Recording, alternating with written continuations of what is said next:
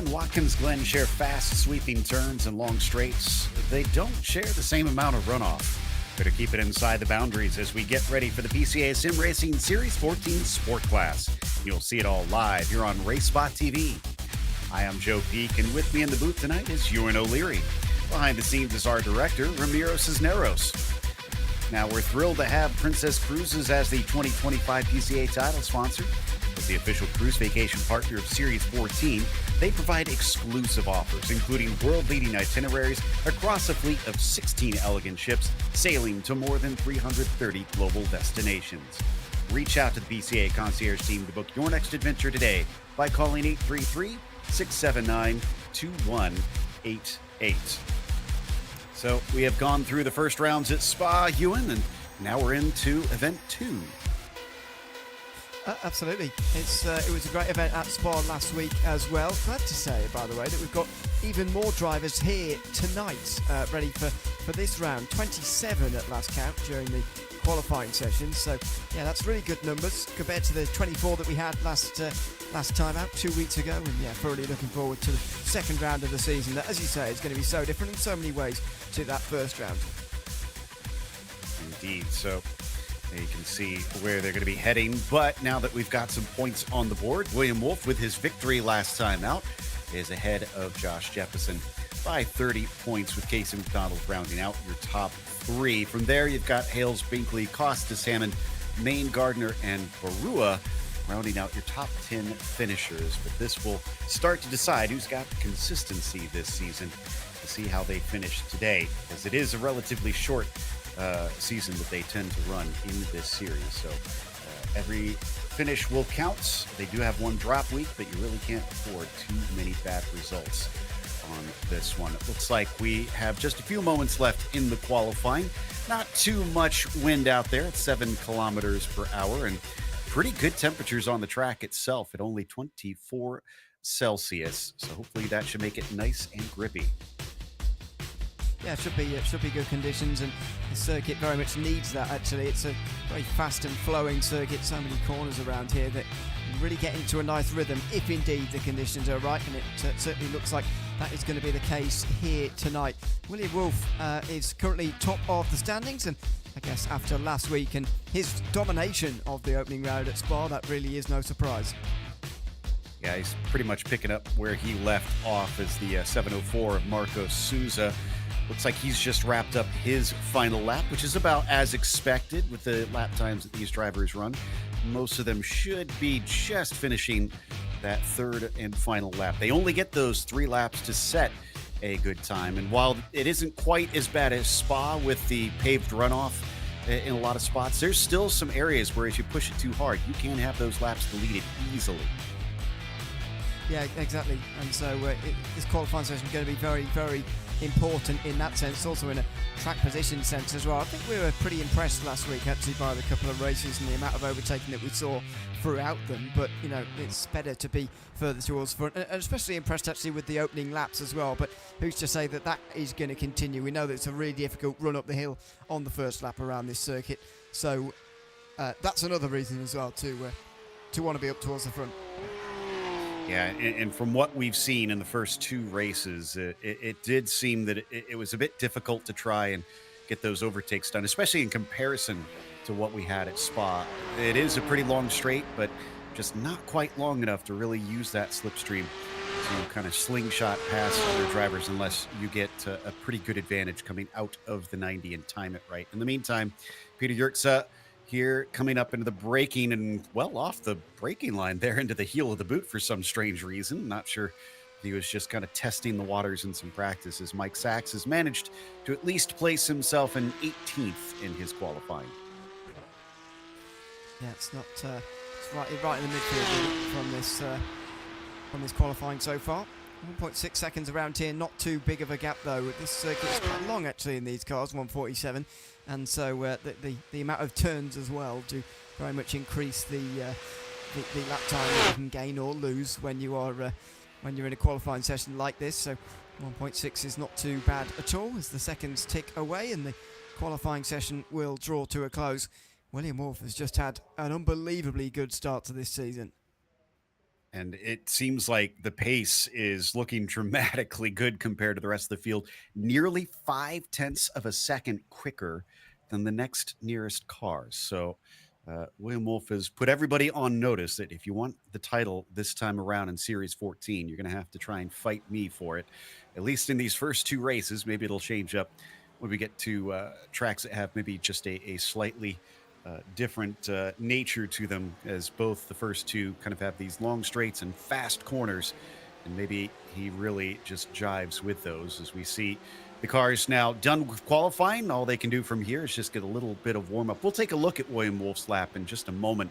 Maybe we can try and dissect and figure out what makes him so strong here.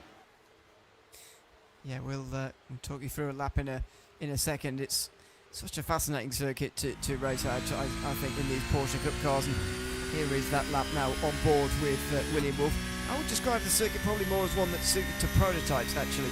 But William Wolf going to show us how it's done in this Porsche Cup car. Downhill braking zone in towards turn one, first of all. Extends the braking zone a little bit, making it good for racing through turn one. Make sure you get the right-hand side wheels still on the curb there, although utilise all the racetrack, there's no problem with that. It's a very, very important corner indeed, turn one, because it matters for your run all the way up over the hill through the gentle right-hander before run down towards the bus stop chicane. Now this is where a lot of the incidents and the accidents happened through the last week's racing, bouncing over the curves through there. You've really got to practice that section. There's no way around it. You can't just tell someone how to be good around there. You've got to just practice it and know what it feels like through there before the long right-hander and into now the Grand Prix section. Downhill again, another long braking zone, which again makes it good for racing. Grabbing a late apex here this time round because of the way that corner is configured. Don't run too wide, that will give you an off-track and invalidate your lap time. Then up in towards the hairpin, shorter braking zone this time because it is uphill. Tricky on the traction though. Just squeeze on the power gently and you can almost hear William Wolf modulating that as he goes. Now onto the straight and another downhill braking zone into the sharp right-hander. Very sharp right-hander indeed. William Wolf slightly misses the apex there, but nothing too much. The track limits have been changed on the outside there through turn 8, so can't go quite as wide there anymore. He now gets to the off-camber left-hander at the top of the hill. Back onto the other layout of Watkins Glen, the shortest layout for the final couple of corners. This is sort of real medium to high speed stuff, and the final corner properly committed. Got to get as close to the wall as possible without touching it. It will invalidate your lap time qualifying and damage your car in the race. And look at that, gets very, very close, but doesn't quite touch it. And he gets away with it. He takes pole.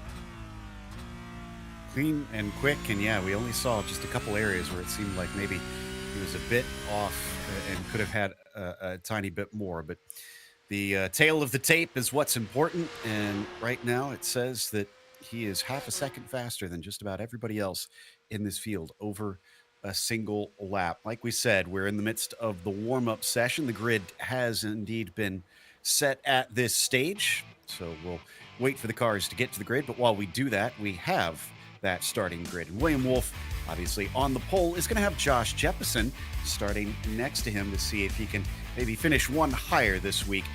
Lee Binkley will be starting from P3 with Paul Cavanaugh in the 4th position. From there, George Poulos will be starting in 5th. Andrew Long will be P6.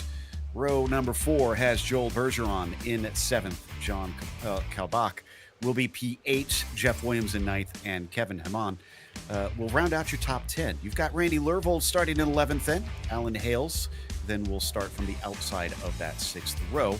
Avijit Barua will be in 13th. He's got Sheldon Zarachuk in 14th position.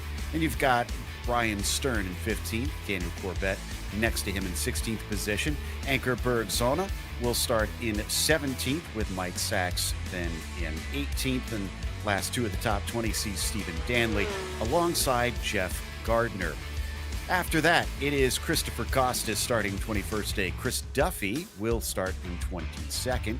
Peter Yerxa only good enough for 23 this time, with Dave Douglas flanking him in the 24th position. Last few cars sees Marco Souza in 25th, Ron Evans in 26th, and Kent Locklear did not set a time, so he will start at the back of the field. Nice overhead view.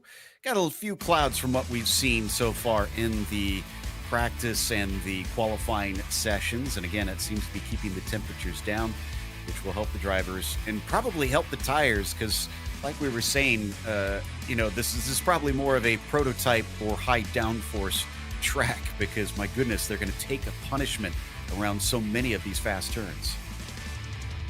Yeah, very much so. I mean, I remember doing an iRacing Watkins Glen 6-hour commentary a few years ago, back when the GTEs were still a thing. Let's show you how long ago it was. And temperature that day was approaching 60 Celsius, somewhere in the 50s Celsius, and that was a very, very difficult day on tyres.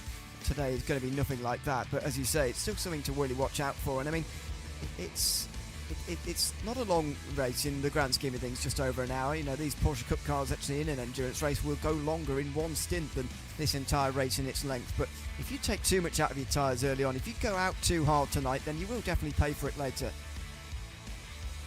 Indeed. And, talking to the real world Porsche Cup car drivers, that you still get a fair bit of aero wash off of them. So if you're running close to that car ahead, you're going to be putting even more energy through the tires as well, and that will continue to take that life out of them. So you do have to consider that if you are stuck in one of these trains, that maybe if you have more pace, it could be worth taking a slightly earlier stop than your rivals, trying to undercut them and see if you could get some clean air and start to take off. But we'll see if anybody runs into that situation. I have a feeling we'll see at least a few trains form throughout this 27 car field. But for now, up at the front, William Wolf will once again have control in the number 16. He has to wait for the call from the flag stand as the Porsche safety car is in. Jeppesen, who is outside, also looking to get as good a jump as he can, as we have seen some attacks down into the first corner. There's the green flag. And hopefully we get through that 90-degree first right-hander, because sometimes you could have some real pileups into here if everybody is too eager to try and dive into the corner. So far, so good. In fact, very little in the way of 3 wide, mostly 2 by 2, and that is a very orderly start. Certainly is, although we've got side-by-side before, we're at the top of the hill, which is where the trouble normally lies here in these races, but over the top very nicely indeed. Very nice start from everybody. Will Wolf leads ahead of Joshua Jeppesen, who's going to try and stay with him early on here. Already a bit of a gap back to lead Bentley. Kavanagh will just get in front of George Poulos, up to 4th place for Paul Kavanagh, who finished 24th, by the way, at Spa. He'll be looking for a bounce back after a really rubbish time 2 weeks ago. He got into quite a bit of trouble out there, and also just had his fair share of bad luck throughout the race. So yeah, I have a feeling that this is going to be a redemption drive for him, but for now, unfortunately, he's got a lot of pressure from behind. So Kavanagh with Poulos taking a look, but Poulos himself has the number 10 of Andrew Long, making an attempt down into the toe of the boot, and now it just continues to domino effect behind him as Joel Bergeron has got to run. Oh, but he's got a problem. And George Poulos has spun out of the toe of the boot at the first lap. He has to wait patiently for the entire field to go by. And he gets back going again in 27th. Poulos will be very disappointed with that and will have a long, long night ahead of him now as a result of this spin. Let's see how it happened again. Get a replay. Andrew Long is the one right behind him. Poulos is running in 5th. Does he just get turned here by Long? No, I think he loses that completely on his own. I mentioned that uphill nature of that hairpin making it difficult on tracks. I mentioned it qualifying, but especially as you get going in this race, it's very, very difficult as well to squeeze the power on in a way that's not going to let this happen.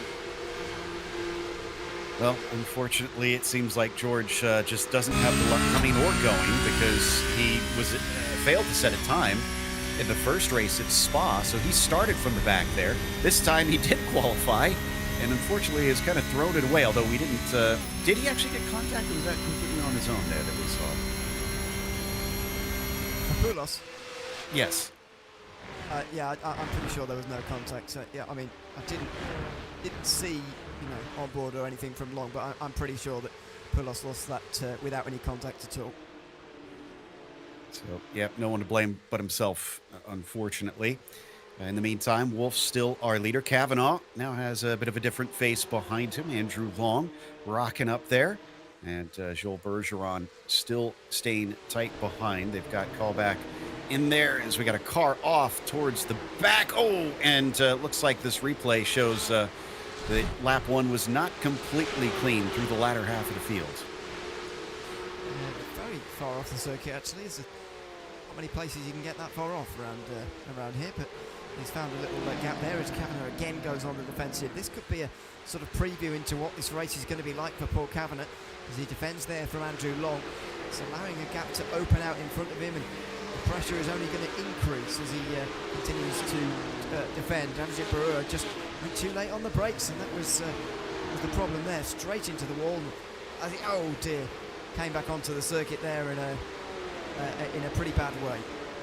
I would not be shocked if that was a black flag for an unsafe re-entry, because that was right to the racing line when things clearly have not opened up for him, unfortunately. So as we come back to Bergeron, still working on Long. 1, 2, 3 in a row, all fighting for fourth position, unable to get out of this lockstep.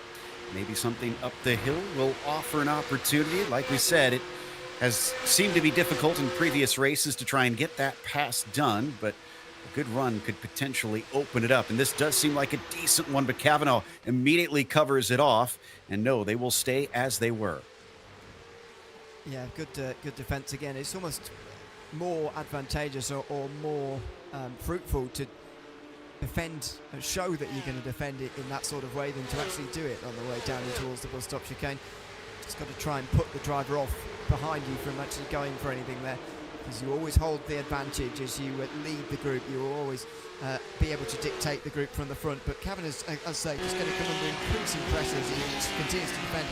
Again in towards this hairpin, he takes the inside line with Andrew Long going for a late apex and another run down the next straight.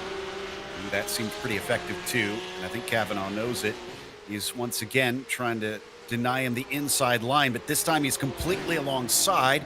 2 by 2, they go into the heel of the boots. He gives them space on the exit, and that might allow an opportunity to wrap it up, because Andrew Long's got the inside for the next one through turn 9, and that will do it. Kavanagh might now lose 2.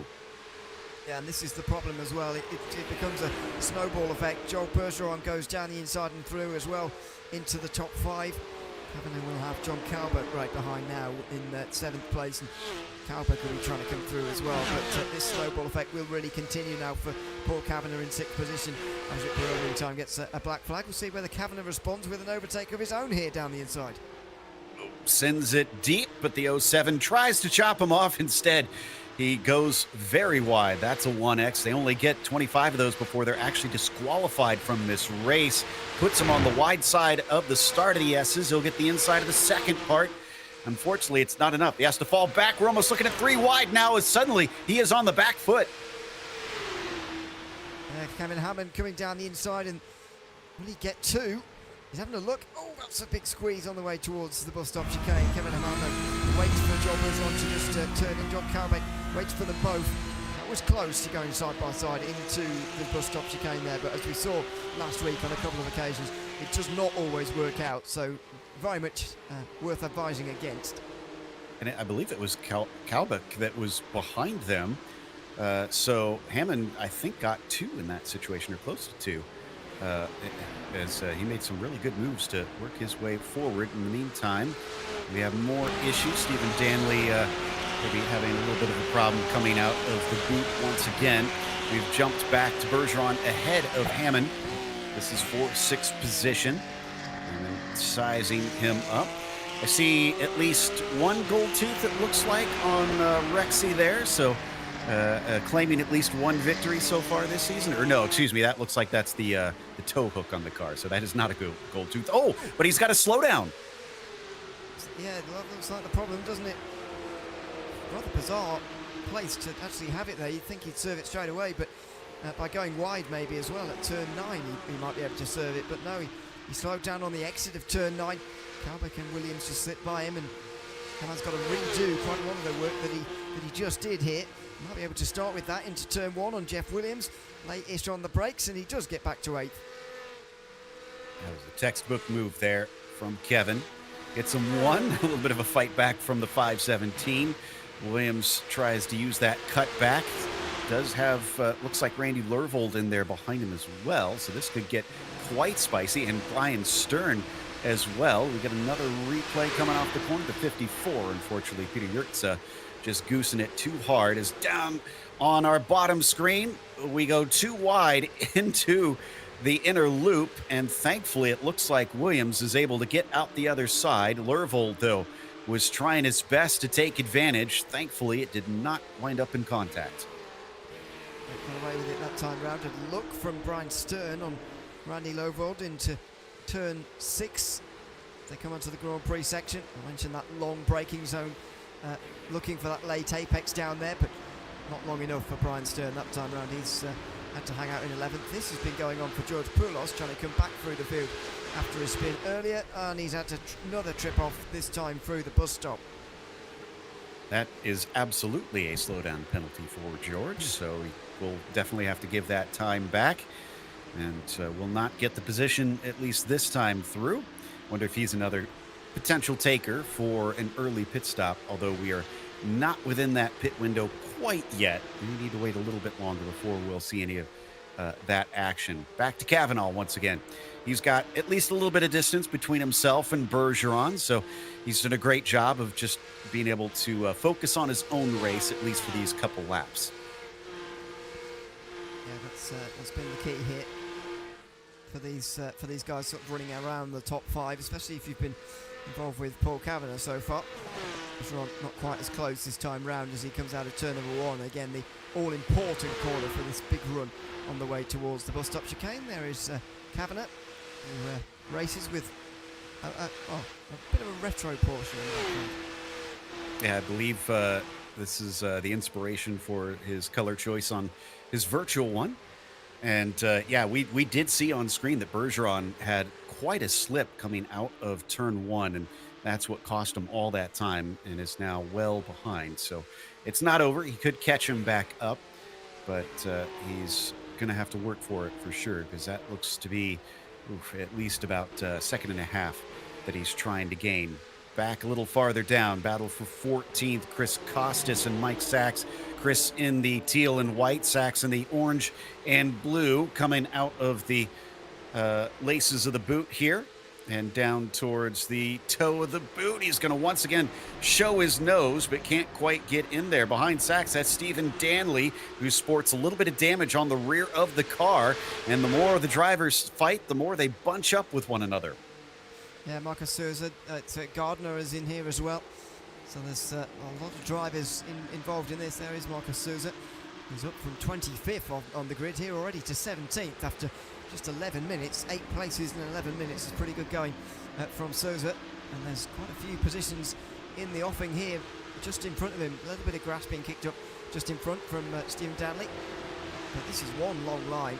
I mentioned the guys at the front of the field sort of being involved in some of this, but I mean, these guys over 20 seconds off the lead already, partly because they're fighting with each other so hard back here. So 1, 2, 3, 4, 5, 6, 7, 8. It looks like pretty much within tow of one another. There is a bit of a gap in the midst of it, as Ron Evans has also been given a black flag, I assume for one of the incidents we saw a little bit earlier. But yeah, this is about to get spicy once again. Coming up the hill, the 70 with a nice little pull. Could have a chance coming up into the braking zone, but let's see as the 704, not the 70 car. And unfortunately runs out of racetrack by the time they reach that inner loop once again. Mike Sachs now having to be the one on the back foot. Costas putting some distance between himself and Mike. But Mike's rival has left, exit stage left. Yep, Stephen Danley, you could hear the tyre squeal in the background. It went on pretty early by the sounds of it. Didn't see it, but it sounded pretty early in the corner. We'll see whether we'll see what happened there with the replay in a moment. But down to 22nd, which is not ideal at all with the race situation as it was. Oh, he's actually hit the driver in front there. Looks like he actually did make a little bit of contact with Mike Sachs, I guess that would have been, to help him around in his spin. Kind of a good news, bad news thing, because the good news is, despite the contact, he didn't spin the car ahead, so he won't see any penalty for that. The bad news is he himself spun, so he kind of self-penalized in that situation and lost a ton of positions. We'll see a lot of that, though, Ewan, that if you're in a train of cars, if you make a mistake, you're not paying for just one position. You're going to probably lose multiple. the thing with this series being so close as it is. I mentioned that the guys behind are a long way off the leader. That is true, but I mean, they're only 15 seconds off of 6th place, and that is much less than you'd spend a time through pit lane. That was a big slide in the background from Ankerberg's son, who's now going to be under pressure from Alan Hales in the background. But yeah, you do lose a lot if you have a penalty here. So yeah, to give that example, Joe Bergeron would drop outside the top 20 from 6th place if he were to receive a drive through, for example. That's how much and how costly it is. Kavanaugh definitely wants to avoid those, as like we said, last place on the field last time out, still sitting within the top 5, so he could have a good result today, but he's got to survive for quite a few more minutes. So we see both the battle for 9th and the battle for 12th on our screen, starting to separate a little bit. Williams being chased by Lervold there, but he's also got Hammond just in front of him. Down at the bottom, Bergson with Hales chasing. But behind, we were watching this earlier, with Mike Sachs still working hard to try and make up what couple tenths that he had lost to the car ahead. And it looks like Chris Costas might have to play a bit of defense here. He doesn't show himself there this time, although above, it looked like Hammond felt he needed to defend coming into turn 9. Might have been right as well, as Jeff Williams crawls all over the back end for 8th position. I mean, it's not a normal overtaking place, turn 9, but if you do end up on the outside, you're very unlikely to keep the place. So it probably is worth defending to the inside. He's very far to the inside there, actually, Hammond, but he's not coming in.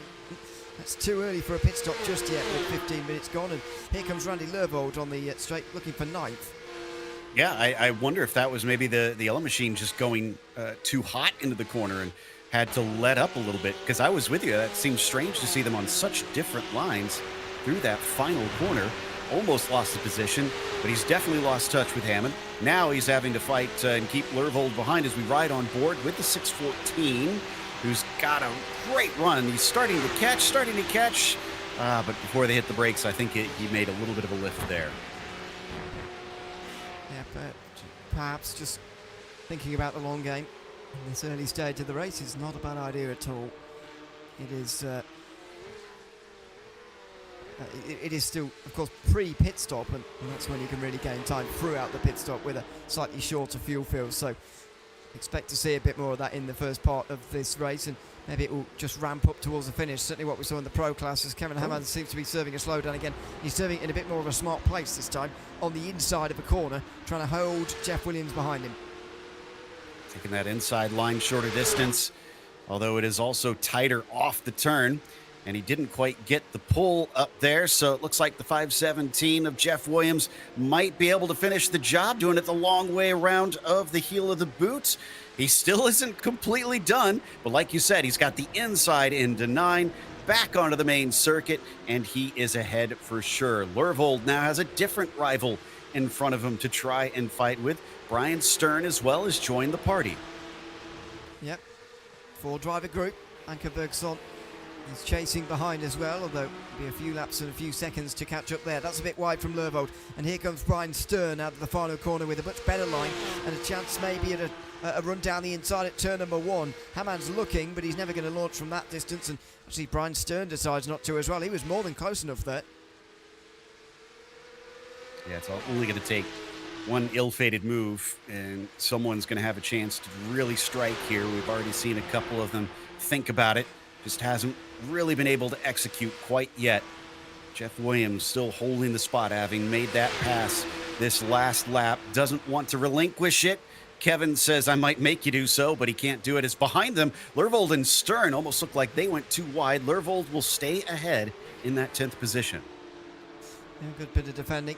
Stern balancing very finely the thing between wanting to get past at the moment and wanting to fuel save and not cost everybody too much time. It's a very difficult balance to strike at the moment for Brian Stern, but he's doing it by just hanging out at the back of the group for the moment. As we go to Lee Binkley and Andrew Long, they're continuing to lose time to the front two, although Wolf and Jepson still separated by about 2 seconds. Now, if I remember correctly, Long started out behind Kavanaugh, didn't he? Because I feel like he made that overtake. Yes. And that wound up being pretty crucial, because look at how much farther ahead he is now at this stage. And on top of that, like you said, he's already hassling Binkley here for a potential podium. So it seems like Andrew Long has a lot of pace in the car early on in this race. The question is, can he do anything with it? He's caught this car. Now he's got to overtake it. Yeah, it was a very key overtake, as you point out. But whether he's just going to settle for this position at the moment behind Lee Binkley and think, well, we're similar speed here, so might as well use a bit of the draft.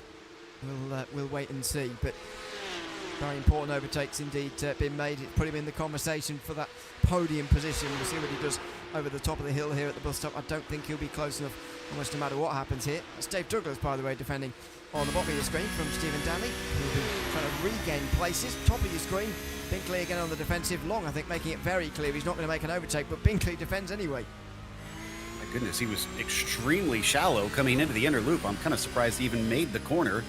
And the 10 of Andrew Long tries to cut underneath him here, but just too long of a right-hander down through the outer loop. Still, he is glued to the back of that car, watching with onboard Danley on the bottom. And I don't think he's near enough to be able to do anything coming into the inner loop himself. So both of them are going to stay on the racing line. Another big defense, though, coming down into the toe by Binkley, and really having to use a few tricks here to try and keep that podium position. Yeah, Andrew Long again getting close on the way towards turn 8, but he really isn't. He's showing signs that he's absolutely not going to be making any overtakes. I mean, if I was advising Binkley at the moment, if I was his spotter or whatever, I'd say just forget about Long, that he's even there. He looks like he's going to hang out until the pit stop itself. So just run your own lines. Definitely don't take the bus stop as shallow as he did that time round as well, because that was, I mean, it was almost dangerous for him to actually cut the track and maybe receive a slowdown. That's how far across he was. Really was. Kent Locklear was on the opposite problem, locking him up appropriately. Oh, just about rejoined in front of another car, though. Maybe got a little bit too antsy to get back into that, and we'll still have probably some of that slowdown to serve. Here we go again. Let's see if Lee takes your advice and tries to stick to the racing line. Doesn't look like, I think Long is as close. So, I mean, hopefully he'll try and save a little bit, make it life less hard on himself. So far, nope. He once again goes all the way to the inside. And again, he takes it extremely close to that first apex. I just don't understand the advantage to that. Well, there isn't any. He's losing a lot of time now to those behind as well. I wouldn't be surprised if Paul Kavanagh's here pretty soon. I know Long doesn't want to make this pass, but actually it's costing him time now, so he's got to do it. And Lee Binkley is almost urging him on to do it as well. Maybe that's what some of this was about as well. Andrew Long moves up to third place then in a weird exchange that ends with Binkley giving over the place. And to be honest, Long was getting to the stage there where I'd be saying to him, you know, you've got to try and get past, because this is a battle that's got trouble written all over it and time loss written all over it as well. He's cleared him now, though.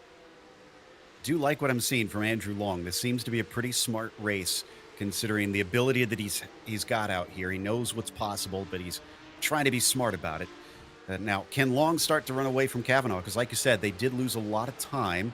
It was a bit bigger than this before. It's not an immediate hazard for him, because Kavanaugh still has to make up about 2 seconds or so to try and catch him. But should likely, I imagine, from what we're seeing, be left alone by Long. Binkley could, I imagine, run his own pace from here, unless somehow he picks up speed now that he's been passed. Yeah, I mean, when you're following someone, it can be a bit easier sometimes to pick up the speed. So maybe he will do in a couple of moments. But I mean, it is going to be pretty tricky as Andrew Long gets into third place. So I'm also interested to see whether Kavanagh gets re-distanced again, because the gap was 3 seconds before, now down to just 1 because of all the defending and battling earlier. Hammond still in the middle of a fight here with Williams. Williams trying to cut back on him, but I'm not sure that there's going to be anything in this, although he could try and be aggressive into the inner loop here. We'll switch to a sponsor read in a moment. In the meantime, I'm trying to wait and see what happens before we cut this off, because things again getting interesting into there. And another car, Lervold, taking that unorthodox line, and behind them, Brian Stern with a big accident. And there's lots of cars that have done that over the years, so we can't feel too ashamed, but that's severe damage on the car. There you are. required repairs. Meatball flag for Brian Stern. He has to tow back to pit lane. I believe that's the first meatball of the night, although not first incident. And as you say, won't be the last driver to bobble over the curbs and hit the wall hard here.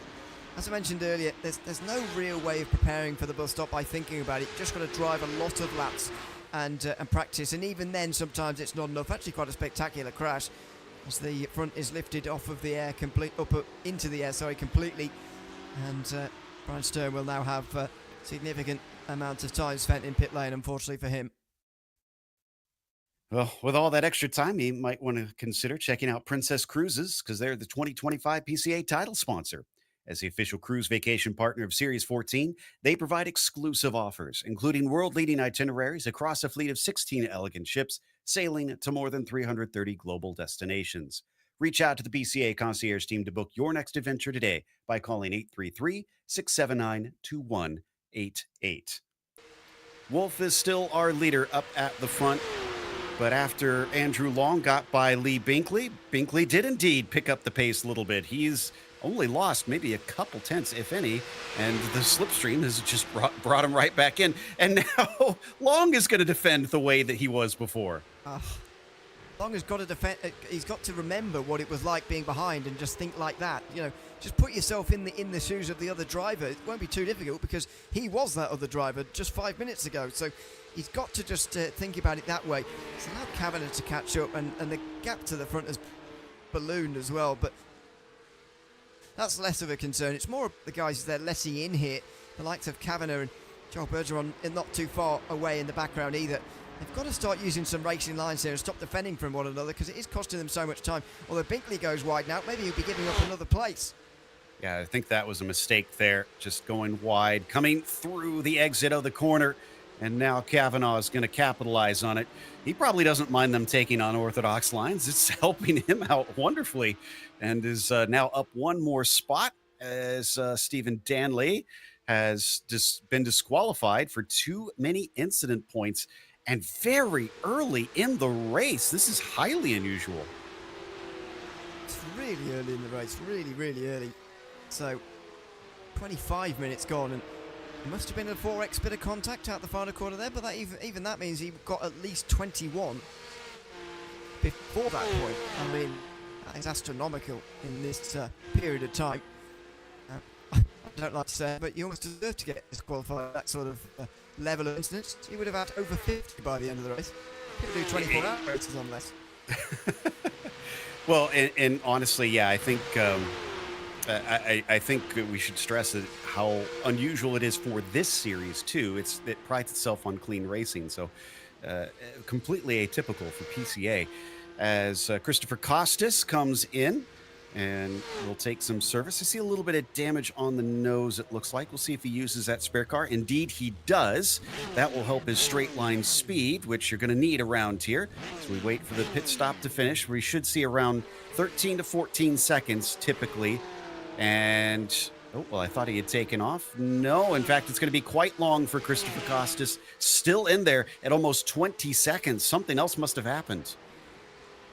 Yeah, something must be going wrong here. Oh no, 22.6. Yeah, it's not too long, but maybe a bit of a miscalculation there. A bit too long spent down pit lane, unfortunately, you would imagine. Compared to the leaders, anyway, who are going to pit for a lot shorter than that, as we've seen throughout this season so far with these new rules. Of course, using the Porsche Cup cars, so a little bit more fuel efficient than the GT3s. They're only a tiny bit. They've got bigger fuel tanks, which is the main difference, and that allows them to restrict the fuel even more in this series, just to make sure you enforce a pit stop over the course of the hour. But the pit stop window is very, very wide, and it is certainly open with 32 minutes to go.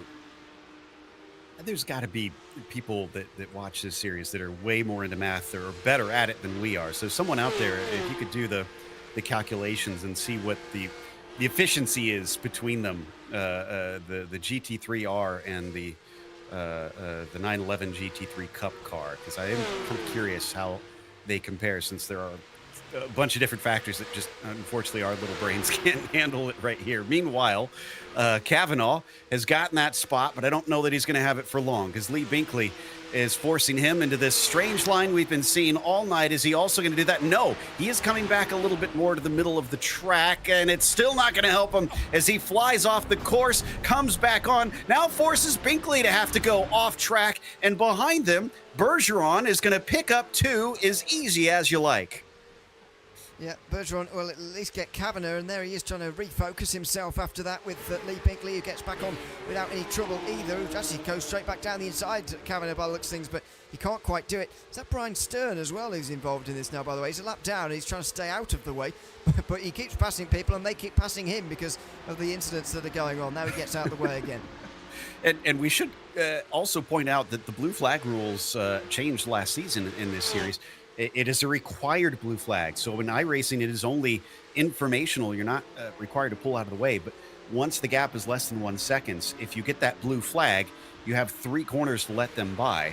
So that's why it's probably been a bit of an annoyance here for him, as Brian's unfortunately had to let these cars through despite them being a little bit off the pace this time around. Meanwhile, Bergeron sets his sights up to Binkley. You're right, he didn't quite get past him. In fact, Binkley must have really dealt with that slowdown penalty quite well because he's well up the road. Yes, I think, some of that will have just been served as he was bobbling his way back on the circuit again. And one of the other things as well that has just held up these two is actually a bit of side-by-side, or at least a little bit of looking between the two of them in this battle for 5th place as well. So I think Binkley has come out the other side of it quite well. Andrew Long's probably come out the best of it, though. He's now a bit more secure in that podium place. Williams versus Lervold. We've been watching this a few times already for 8th place here, so just within the top 10. Of course, we have had a couple cars already take their pit stop. You can see Hammond there on the upper right-hand side of your screen, still in the midst of his. No attempts coming into the inner loop this time through for the pair of them. And another long stop. Hammond also over 20 seconds now. Meanwhile, Marco Souza for 12th position with a couple cars in the fight here with the 74. Chris Duffy just behind him. And the Florida Citrus region driver very much putting the pressure on, although he's going to be well wide coming out of the outer loop. Just a little bit offline. Such a difficult corner, the outer loop, to just get right, especially when you're in and around somebody else. It's really a one-line corner, but when you're in behind someone else like that, you want to be looking at different lines, looking at different ways to try and get through. A little bit of a bobble on the exit there for Duffy as he gets on the power there, and right in behind him he's going to have pressure. See if there's a move down the inside. Jeffrey Gardner it is, but no, again not close enough. Duffy in the unenviable position of looking forward and back at the moment for these overtakes. Using those chameleon eyes, no doubt, to try and hold the driver back at the same time. He's trying to make a move on Alan Hales here for 13th. But as the 878 continues to try and pile the pressure on, as we got a car going wide out of turn 1, Joel Bergeron here getting an opportunity to try and overtake Kavanaugh, or is Kavanaugh actually trying to get this spot back? I think he's trying to get the spot back. Yes, indeed, after he made that cut course penalty, and he smoothly moves himself back into the top 5.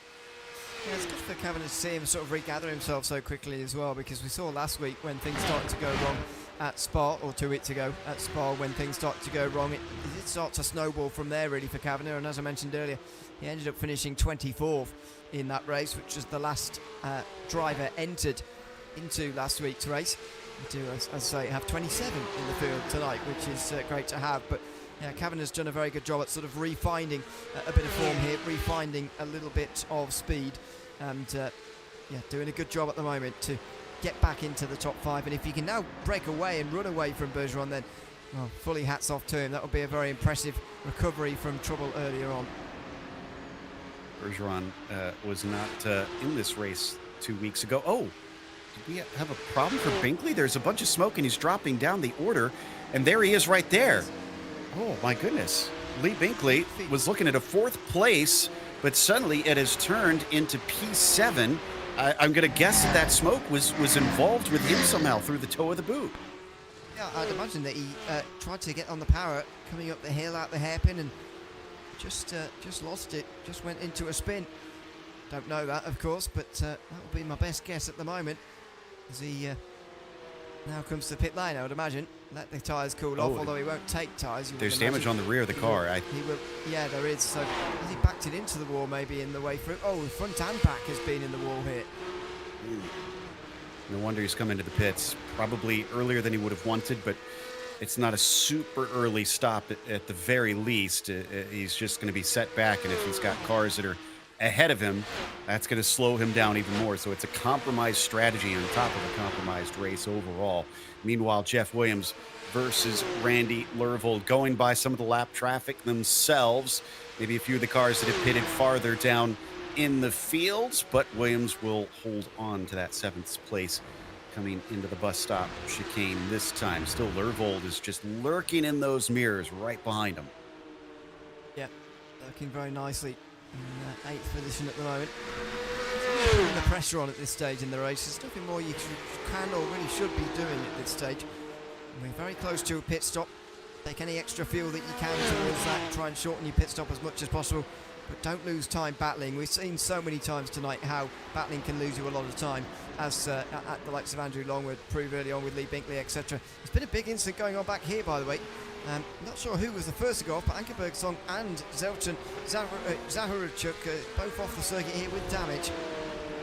Yeah, I'd noticed Anchor kind of dropping down the order, so I suspected he had a problem because I didn't see the pit show up next to his name. So here is Zaharachuk, and I believe he was behind him, so I'm going to guess that he was kind of caught up in whatever happened. Let's see if there's a car that suddenly appears. Oh, yes, and it looks like Duffy also involved multiple cars and another unsafe rejoin. Ankerberg's on, isn't it, who's rejoined badly, I think. Maybe I shouldn't say that before I know it. But, yeah, well, we're not sure, but I mean, I'm going to take a wild guess here. Chris Duffy was the first in line. I mean, there's just nothing you can... It's a really bad rejoin, isn't it? It's a real shame. Atrociously bad, yeah. In the wall, pretty bad. And the other car as well, that's Gardner, isn't it, who ends up in the wall badly as well. And there'll be guys towing back to pit lane. Ankerbergson is in pit lane there as well. I think it was him. Yeah, that's a really bad rejoin, unfortunately. You don't like to see races ended like that. If viewers are new to iRacing, they hear us talking about having the spare car. It is literally a brand new car that you have waiting for you. It's exactly like the other one. They get one in this series, in this 60-minute race. So you can use that, but as you heard Ewan mention, you still lose time towing compared to being able to drive it back typically. So it's still going to wind up being a loss for those drivers that had to tow in a pit lane, take that spare car, get back out. They're just going to have to salvage what they can. Randy's Lervold, though, who we've been watching on the back of Williams, goes a little wide coming out of the toe of the boot, and that'll be a loss of a few feet behind that yellow car. Just have to regain that again, but based on the pace we've seen him run with so far, I think he should be able to manage it. He's looking pretty strong at the moment in 8th position, I've got to say, on the back of Jeff Williams in that 7th place. It's about 30 seconds off of the lead of William Wolff, who is not dominating in the way that he did at Spa, but he has led every lap so far. We must be approaching the pit stops for them as well as Chris Duffy finishes his stop. Got to see that he's going to get back on the circuit again. Hopefully everybody from that incident does, especially those who were pretty innocent bystanders in that one. It looks like they have all made their way at least back onto the circuit, or indeed some of them didn't even have to come in. Exactly. And, looking at these top runners, you talk about Wolff over Jeppesen, who's kind of keeping them honest. But as much as we praised Andrew Long, we also have to remember he was not here 2 weeks ago. So this is going to be his first result. And I said they get one drop week, but that means he can't afford a bad race. Coming in with a third will do him no harm. But if William Wolff is going to run away with each and every one of these races, he's going to have a hard time, and he'll need that consistency. Yeah, 2 wins out of 7 is already very, very good. So Wolff to start like that very strong. You're going to get to the stage later on in the season where we start to apply drop weeks and really start to think about them a little bit more deeply. That, William Wolff might be dropping every race apart from, one race win maybe. I don't know. I don't think we've seen a perfect season yet. Certainly not since in the time that I've been doing the PCA. in any of the series that I've covered, any of the divisions that I've covered. But Wolf is starting off here really great. I mean, I think it's his dominance though is almost putting to bed, discussions about Joshua Jefferson's great start to the season. I mean, he's a promoted driver from the Challenge class last season. I think he's doing an unbelievable job in the Sport class to be in your first season in a new class, jumping up one. And, he's second in both races so far. It's an unbelievable job so far on the start of a new season from Joshua Jefferson. And definitely a testament to the system that they built in this series, promoting drivers when their pace, when the numbers merit it. And Josh Jefferson, like you said, showing that, he's not just going to make a small leap, he's going to prove that he is worth putting up here in this class. In the meantime, as we watch Jefferson, 3.4. Oh, that was smaller than what we saw before. So either Wolf got a little bit of traffic or there was maybe a tiny mistake. Looks like Duffy is back out and definitely took that spare car, and he goes right into a battle with Brian Stern. As you'd expect, really. Stern is on the way back, of course, through the field after his mistake through the bus stop, and he'd be brave to go for a move through the very corner that sent him off the road, but he's going to have a peek. Oh, wow, side-by-side, very respectful bit of side-by-side between the two of them, giving each other a lot of room. And that's sort of why they don't bother most of the time and they get back into single file, because to do it respectfully and properly, you need to leave each other a lot of room and lose a lot of time as Duffy then gets the exit. He comes onto the outside here of... Stern gets the exit and goes onto the outside of Duffy. Again, Duffy shuts him out. Stern still can't get past. Going to keep his nose to the inside. Duffy's not going to chop down on him. Leaves him some space. Stern has the shorter distance, but he's going to have to be good on the throttle coming up the hill. Need all the oomph you can because it is a steep climb, and the 666 is going to have the inside for the second corner in a row coming into the heel of the boot. If he doesn't get it done here, though, he's not going to be able to finish the pass, and he does not. Duffy with a great defense, actually. Wow, that is very well done from Duffy to hold on here. I mean, I think it's pretty clear who's quicker in this group. We could have told you that before they started fighting. Stern ran a lot further up the front than Duffy did before their respective incidents, but this is a great bit of defending, and it's not an inconceivable distance that someone can hold on to a place like this for the remainder of the race as Andrew Long comes in. All right, so coming in from third place to take his service is actually a good chance to bring up Princess Cruises, because they are the 2025 PCA title sponsor. As the official cruise vacation partner of Series 14, they provide exclusive offers, including world-leading itineraries across a fleet of 16 elegant ships sailing to more than 330 global destinations. Reach out to the PCA concierge team to book your next adventure today by calling 833-679-2188. Looks like Mike Sachs also pitting in. So he had climbed quite a ways up, but of course a few other drivers in front of him had taken their pit stop. We'll see where he emerges. Good stop for him, just under 14 seconds. Jeff Williams as well, a little long at about 15 seconds, but he will stay in front of Mike Sachs. And it appears they should have, not quite a clear track. The 517 actually comes back right in the thick of the battle. That's a lap car, isn't it? Oh, you're right, yes. It's not Mike Sachs, who's 1.7 seconds behind. So who is that? Ankerberg's son, it looks a bit like to me. 23rd, just weaving around in the background, having a little look. He's not going to interfere, though. As I say, he is a lap down. And it's a bit of a safety buffer, really, for Williams on Mike Sachs, who is only a second behind him because he'll have the momentum. 18 minutes to go, and here come the leaders. Wim Wolf only able to go about 42 minutes into this race as he trundles towards his pit stall, which will be at the very, very end of it. But as soon as he's done, he gets to pretty much get on the gas and doesn't have to worry about that pit speed limit. It is right out to the cones for him. Does he hit his marks? It looks like he was clean. Jefferson right behind him.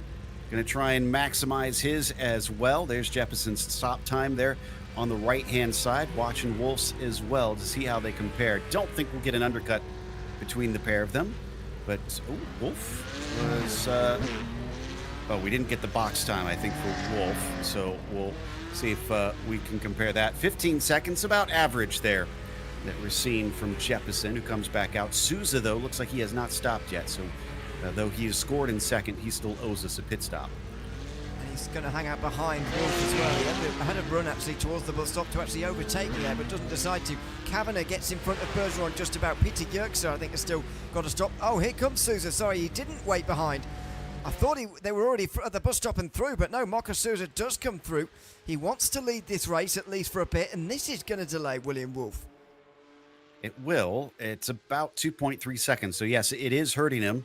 But if he can stay out of reach of that slipstream, I think he should be okay. I wonder if that was sort of using his discretion in the heat of the moment, because if a car that is clearly not stopped yet comes along and tries to attack me for what, is the overall lead of the race, I feel like I would probably make the decision to kind of let them go as well, because not worth ending my race in a risky move into there with a car that I'm technically not fighting. Yeah, absolutely. It's not worth the fight for these two, so they will sort it out quickly, but it's done some damage to William Wolf's lead.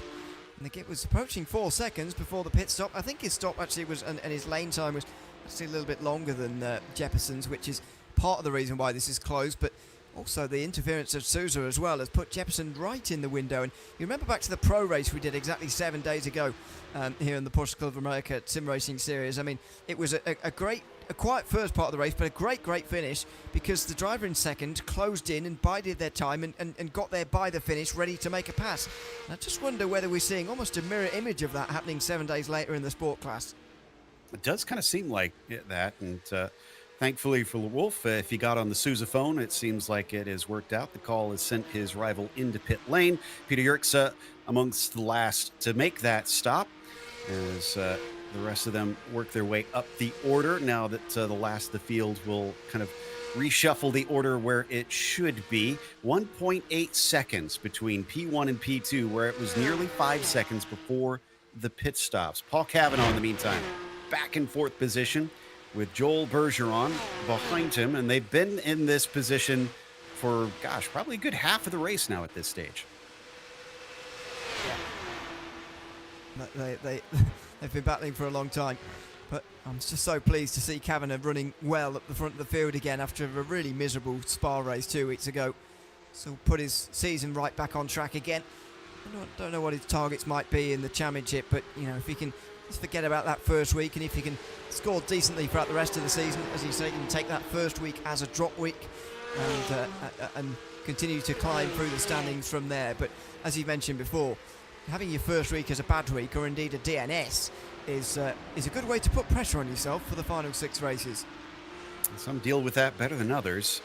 Also, something I don't think we've mentioned, look at the gap from P2 to P3.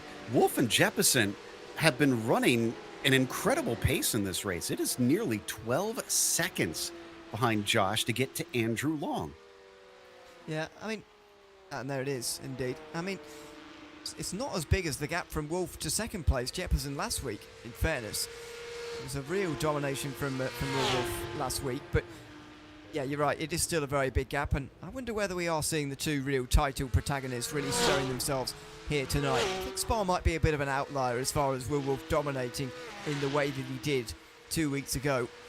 But, are we seeing these two as head and shoulders above the rest? Because this round this week, anyways, is showing that to me.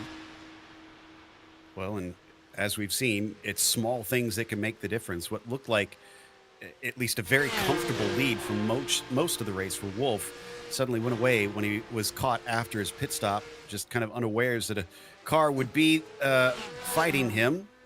As the 614 goes off, just as we had another car off behind them earlier.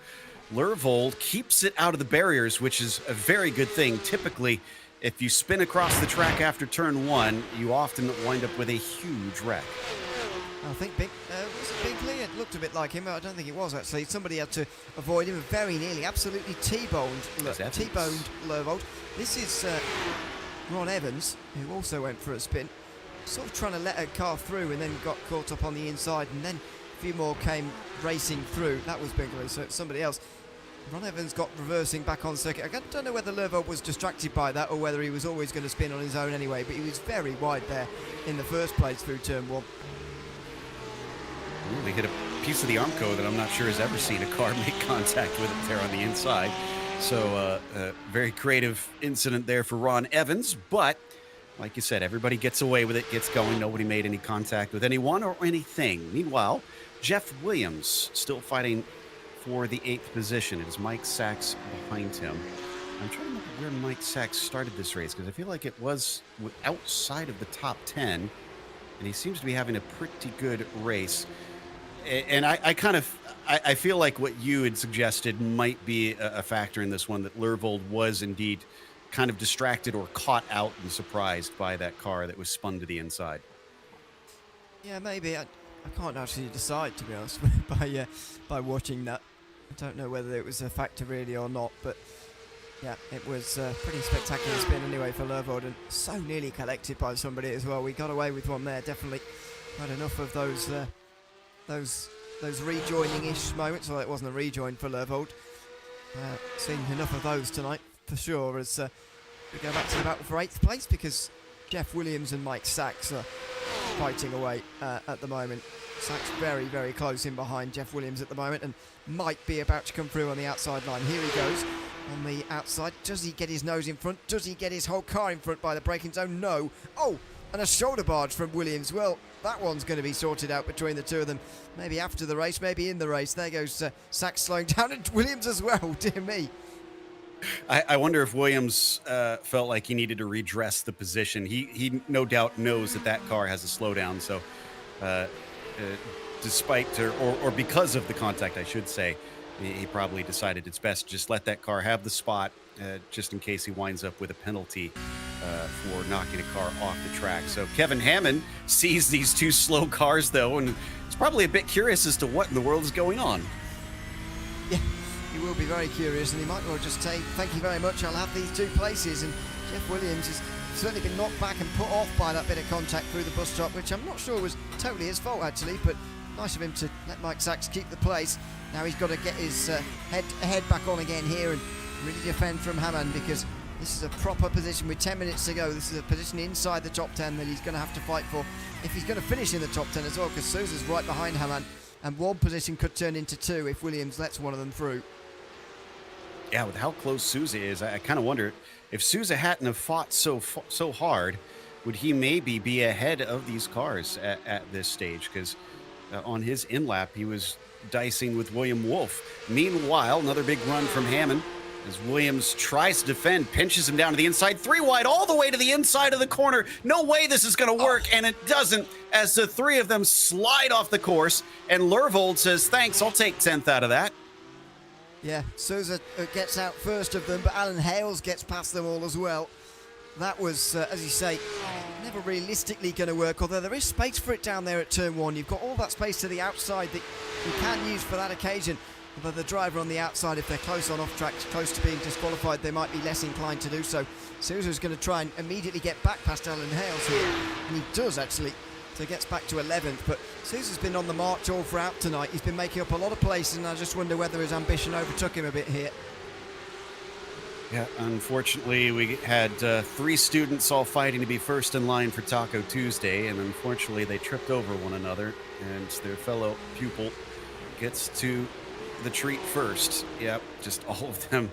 That's a bit of an embarrassing incident, unfortunately, but I think there's things to be learned out of that for the 3 of them. They'll go back and look at that and realize there's stuff for the future that they won't do again, I'm sure. Yeah, I think, to be fair to Haman in the middle, I'm not sure he could have done too much more. True. He's very much stuck between a rock and a hard place there, but definitely for Sousa on the inside line, Jeff Williams on the outside line, they'll definitely take something away from that to keep something in mind for the remainder of this season. This season very varied in its track type, but types like this will be coming back again. You can absolutely envisage in 2 weeks' time a 3-wide moment in towards one of those big braking zones at Indianapolis, so they will remember it. Meanwhile, coming back on the main straight, William Wolf still leads on screen, though. Oh, and is that a slowdown? No, that's a lap car, it looks like. Just allowing these 2 by. So, or is that? Oh, well, Paulbeck and Binkley just swapped positions, though. It was a lap car. I think it's Ron Evans again. He went for that spin not so long ago. Or maybe not, because he'd be behind Lervold, but maybe not. I don't know. But this is the battle for ninth anyway. Still very congested through here. Mike Sachs has absolutely got away from it all because of the incidents in the last few moments. But Jeff Williams still at the moment clinging on to a top 10, and he'll be wishing these final 7 minutes away. Yeah. Was Sachs actually close to Williams at all? Because I was looking forward. We couldn't even see him up the road. Of course, I guess these three did kind of slide off the track, so that explains some of the gap. But my goodness, they have lost an absolute ton to those ahead of them, and don't seem to. Oh, and Marco Souza, I'm assuming for that incident, being given a black flag for the blame on that one.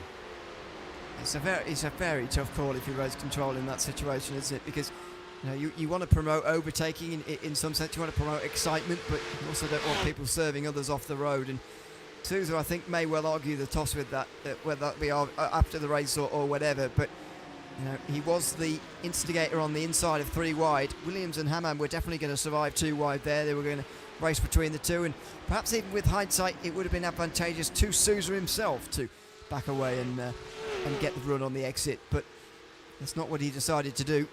He decided to try and make the move anyway, and he just couldn't quite manage it, and it's ended him with a black flag. Oh, and he's off now at the final turn as well. So Alan Hales now gets by. Oh, and did Souza wind up in the wall? I think he did. Or was he DQ'd?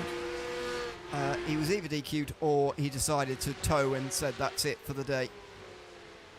I think he towed. He is showing pit lane. Yeah, he towed. So that was not a disqualification, just to clarify for our audience. Back to Paul Cavanaugh, sitting in 4th spot. Andrew Long, 2.5 seconds up the road. It'll take some almighty pace for him to try and run down a potential podium. He might be more on a rear guard because Joel Bergeron is that 07 close behind him. Here's another look at what happened to Souza. He just got a bit flummoxed by the weaving around in front of him and locks up, goes straight into the wall. And I think he might have been thinking about retiring anyway since receiving that black flag. So he'll drop to 24th, and that's where he will finish today. Just 70 points out of a possible 350 from Marcus Souza here today in his first race of the new season. Back once again to Cavanaugh. Even if he does only get a 4th or a 5th place, I think he'll be plenty happy with that compared to how last week or 2 weeks ago went. Still has to survive about 4.5 minutes on this race. That car ahead of them, the number 10, is for position. It's not a lapped car. So keep an eye there on Andrew Long. If he makes a mistake, then he definitely could wind up in the clutches, and we might have a 3-way fight for some champagne. I hope so. Late on here, Andrew Long might well have time on his side here with only 4 minutes to go. But you never know. With Cavanaugh and Bergeron not too far away, they may well just have enough in hand to make this interesting by the finish. But let's see, with 4 minutes left, it should be 2 laps to go when they get to the line, and that may well not be enough. This is Dave Douglas going for a spin from 13th. He still retained this place despite this spin here through turn 8. Nicely recovered. Again, keeping it out of the barriers because the walls are so close here is a big part of the job if you have one of those incidents. William Wolf, and that is a lapped car in front of him. That's Kent Locklear. He's got back up to 3 seconds. So Wolf turned up the afterburners a little bit. Remember, it was about 1.5 seconds, maybe a little over 2 seconds between himself and Jeppesen at its closest point, but it is clearly stretched. And he was able to give away some of that, staying patient behind the lapped car. So it's back down to 2.7 seconds. But still, this to me says that Wolf does, in fact, have this decently under control. Yeah, and in terms of speed, actually, as he does cross 2 laps to go now with 3 minutes, in terms of actual raw speed, he does have the edge over Jeppesen and all the others in this field. We saw everybody distanced by a long way last time at Spa, and we're seeing everybody put Jeppesen a long way back this time round. But you've got to remember that 2 or 3 seconds were gained by Jeppesen throughout the pit stop phase, so you could argue that Wolf, in terms of realistic race pace, is actually 5 or 6 seconds up the road right now from Jeppesen, and that is relatively comfortable at the end of an hour at Watkins Glen. But again, hats off to Jefferson for keeping this one so close. He's going to have to go up another level, though, if he wants to beat Wolf at any stage this season, it looks like, because Wolf is just so strong so far. And he's going to have to be perfect when he does it, too, because if he makes any mistakes, then probably not going to be able to capitalize on Wolf having hiccups or lacking pace anywhere. So far, the 16 has been pretty impervious up at the front. But maybe that'll be a different story if he's put under pressure and Jefferson is able to hold on behind a little bit more in future races. But we'll have to see. All speculation for the time being. As it sits right now, Jefferson hasn't even lapped the car that William Wolf had to get by, and that could also cost a little bit of more time here, and it looks like it might, unless this car pulls off to the side, coming into the heel of the boot. He does. That was nicely done. That certainly was. That's what you want to see from the driver in front of you. And Jefferson moves through again, but he's not going to be able to gain these 3 seconds in this last lap, because William Wolf will be receiving the white flag in a moment and be on his way to another victory. 2 in a row from Spa to Watkins Glen. That's for the final corner. And there it is, the white flag being waved furiously as William Wolf has one more trip around. No mistakes, and he will win another race. So perfect start, potentially, and first 2 races of Series 14 for William Wolf. Jefferson has gotten past that lap traffic, but he's nowhere near try and be a threat on this last circulation around. Andrew Long, look at that, 16 seconds behind Wolf at this stage. There is Andrew Long, but starting off his Series 14 with a podium from what seems likely, with about a second and a half to spare back to P4, so he's also kind of sitting pretty. Missed that first race back at Spa, but the 10 is picking it up like he didn't miss a thing. Yeah, absolutely.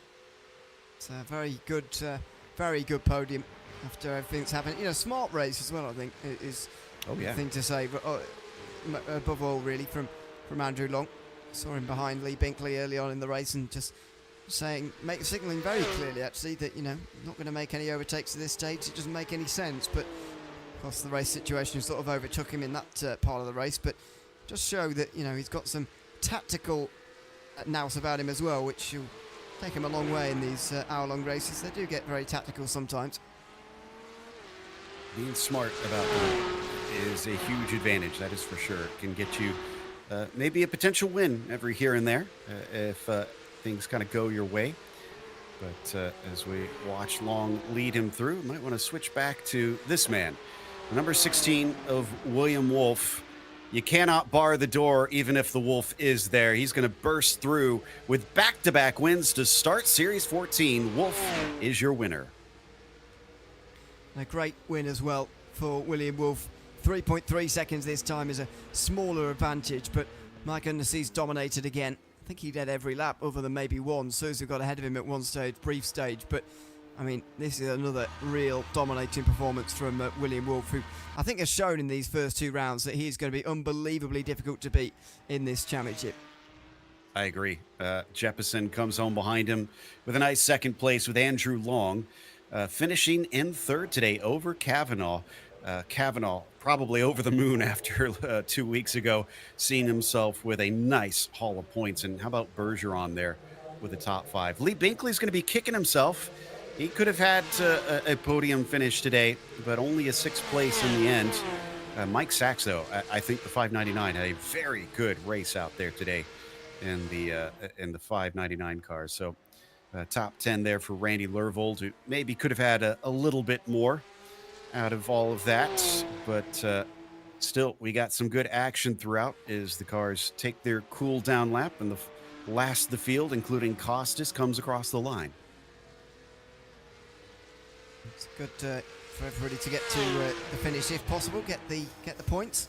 Anybody who does participate in these races, no matter finish, does get points, but you will lose out quite a lot if you don't finish the race. But there we go. Good to see most of them getting to the end. Yeah, 24 out of the 27 starters seem to have managed to find the checkered flag. Pretty good rate, I'd say, as William Wolf is your winner, and Josh Jefferson comes home second. Andrew Long completes the podium. From there, Paul Kavanaugh gets a 4th place, Joel Bergeron in 5th, Lee Binkley Probably more was on the table, but he still gets sixth place. John Kalbeck is P7, Mike Sachs P8, and Jeff Williams in ninth. Randy Lervold rounds out your top 10 in this field. Alan Hales was 11th. Kevin Hammond, in a lot of battles out there over the course of the day, was 12th. Dave Douglas was 13th, and Jeff Gardner P14. Peter Yerxa in 15th. Chris Costas ran into trouble, only gets 16th today. Sheldon Zaharachuk was 17th, George Poulos in 18th, and Daniel Corbett 19th, Kent Locklear 20th. Those last two a lap down. Brian Stern 21st, and Ankerberg Zone in 22nd. Ron Evans was 2 laps down in 23rd. Souza 4 laps down in 24th after serving a penalty. Duffy, Danley, and Barua were DNFs in today's event. So looks like we do have William Wolf ready to chat with us. So let's have a little conversation with our winner. Will, it was a pretty dominating first win. The second one looked well under control, but are you watching Josh Jeppesen a little closely after that? Yeah, Josh was fast. I was just glued to the relative, looking at where he was, and every lap he was gaining a little bit, losing a little bit. It was a fun race. Talk to us about after the pit stop. You come out, Souza had not pitted, and we kind of figured, there shouldn't be much of a battle here, although you could be held up. And suddenly you find yourself swapping back and forth. What's going through your head there? Yeah, we were going into the bus stop, and I just didn't want an incident. So, he was racing me. I just let him have it. My race wasn't with him, so it all worked out. I ended up losing like 3 seconds on the car behind, but I think it was worth it. Yeah, it got you to the end, and I mean, back-to-back wins to start is a pretty high bar. Can you keep this up? We'll see. All right. Well, the pace looks great. Congratulations on a win. Yeah, thanks very much, and thanks to the sponsors, Princess Cruises, Nikki Chen, and Last 10th Racing. Thanks to all those guys. That was William Wolf, your winner here today. Meanwhile, I believe Ewan has caught up with second place, Josh Jeppesen. Yeah, Josh, welcome in, and congratulations on second place here tonight. Your second of the season already. Was there ever a stage throughout this race where you thought you could get to Will Wolf and maybe challenge? Maybe throughout the pit stop phase, did you think there was a chance there, or did you always settle for second in your head there? Hello, Josh, can you hear us? Oh, maybe not. We can't hear Josh Jeppesen at the moment anyway, so you might have to move on to Andrew Long for a moment, Joe, while we try and get that sorted. All right, well, we'll let that try and get figured out, as we have brought Andrew Long into the booth here. And Andrew, do you look at the gap up at the top two, and do you say to yourself, I've got a lot of work to do, or do you look at this third and say, I'm ecstatic about this? Yeah, I don't think I looked at the top two guys at all. They were just walking away the whole race. They're in a different league than me, pretty much. So I was just looking behind the whole time. The other thing is, obviously, you missed the first round, so you come in with a third. Do you feel pressure for the rest of the season, knowing that you don't have any room for mistakes with that taking up your drop week? Yeah, I missed the first one because of that update. I was coming home from a trip. Missed that update. Normally I don't expect to be in the contenders in the top three. I'm trying to take this season a little bit more serious, so hopefully I'll be able to catch up a little bit. No doubt. We do have another track that's got some high speeds, especially down into turn one, going to Indy. How do you feel heading off to the famous Yard of Bricks? I like the course. I honestly haven't driven it that much in sim racing, so I'll start practicing. I think what really helped this time was the hosted sessions and the arrive and drives, so hopefully we'll get some of that. I'll get some good practice. All right. Well, again, congratulations on a top three. We felt it was a strong and actually smartly run race there, sir. Thanks a lot, guys. Yeah, it was a lot of fun. Andrew Long coming home with a podium today. Ewan, do we want to give Josh another try here? Yeah, let's try again, shall we? With Josh Jeppesen. See if he can hear us this time round. Josh, can you hear us, and can we hear you? I've got a brief little sound from you there, so I think it's working. But just tell us about how you're feeling throughout that race and what it was like chasing after William Wolf for so long. I mean, I was just basically trying to run a clean race. I knew I was a couple tenths behind him, and I guess I just didn't really want to push it, honestly. It was a case of sort of settling for second there as you were chasing. Do you feel if the you sort of released yourself from that, you maybe could have got a bit closer? Yeah, the track was getting kind of hot. It was a lot warmer than qualifying in practice, and yeah, I mean, I'm cool with second. And of course, as I say, it's your second of the season so far. Just how long can this go on for, do you think? And is this exceeding your expectations already from this sport campaign? No, this is where I kind of figured I'd be. I'm just waiting for some mistakes to happen. That's all. Well, congratulations again on finishing second, Josh, and thanks for chatting to us at the end as well. Yeah, thank you. Have a good night. Thanks very much. That's Josh Jepson, second place here tonight at Watkins Glen. And I've got to say, surprised that he's sort of expected to be in second place, or at least expected himself. I've got to say I wasn't expecting it, but there you go. Fair play to him. Well, like you said, it's 2 for 2 on second place for him. We'll see if he can up it next time, because our next race is going to be, as we said, Indianapolis on October 8th. Looking forward. One of my favorites, as that place is special to me. I'm sure it's special to a lot of drivers. That'll, of course, be at 8:30 p.m. Eastern. Join us tomorrow night as we'll have the last race at Watkins Glen for the challenge class. So we'll wrap up here in New York on September 25th. Big thank you, of course, to the steering committee at PCA Sim Racing, as well as our team tonight, Ramiro and Ewan. Thank you so much for watching. I'm Joe Peak, and until next time, race clean, race hard. We'll see you on the track.